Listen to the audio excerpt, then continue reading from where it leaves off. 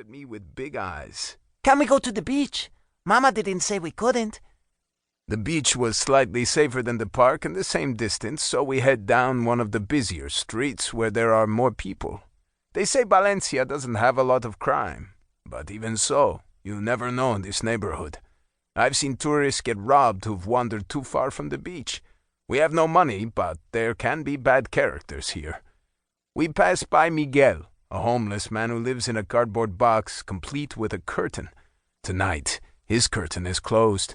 Normally, if it's open, he'll give Armando a piece of candy, even though my family can barely afford it, let alone him.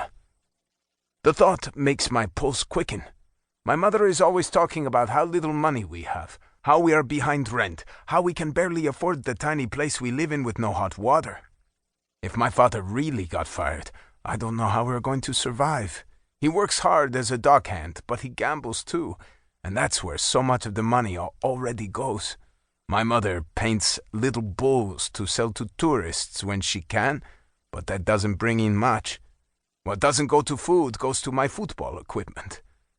As if he can sense it, Armando squeezes my hand as we wait at the stoplight and says, I'm scared. I look around. We're okay. We go to the beach all the time. Not at night, and I'm still scared. Of what will happen at home? Nothing will happen. We will be fine. But I don't believe that at all. The beach is deserted at night, except for some people in the middle of it, having a bonfire. I don't know if it's the local homeless population, who aren't as scary as they seem, or tourists, so we give them a wide berth. Armando runs down across the sand to the crashing waves, and I have to run after him, yelling at him to stay away from the water. He doesn't know how to swim very well, and he's even more impulsive than I am. I sit down on the sand a few feet away and watch him chase the surf, the faint light from the city bouncing off the crests of the dark waves. I wish I had brought my football with me, but we had left in such a hurry. These days, it's the only relief I get. I play for the school team, of course, but when I'm not doing that, I'm trying to sneak in sessions in the park or wherever I can. When I was younger, maybe a bit older than Armando, my father wanted me to be a great football player. So he put in the time with lessons and training. He said that I had a natural gift. And maybe he's right. It does come easy to me. It feels more natural than breathing. But back then I don't remember being poor. I remember there being enough food and my parents were happy and football meant everything to all of us. Now, I think it just means something to me. A way out of this life. If only I could get seen playing by the right person, I might have a shot at playing professionally, even at my age. If only life worked that way. My brother and I stay on the beach for an hour or so.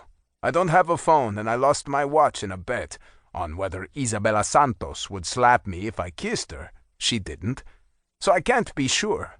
But when Armando gets bored and tired of chasing the dark water, I suggest we go back. Surely any arguments my parents might be having would be over by now, and my father has either passed out drunk or gone off to do more drinking. Let's go, I tell Armando, holding my hand out for him. He takes it, and as we walk back to our home, I'm filled with a sense of unease and dread with every single step we take, like we're walking through tar. And this isn't good. I don't know why, but I can tell that something is off. It's the purple shade of the night sky.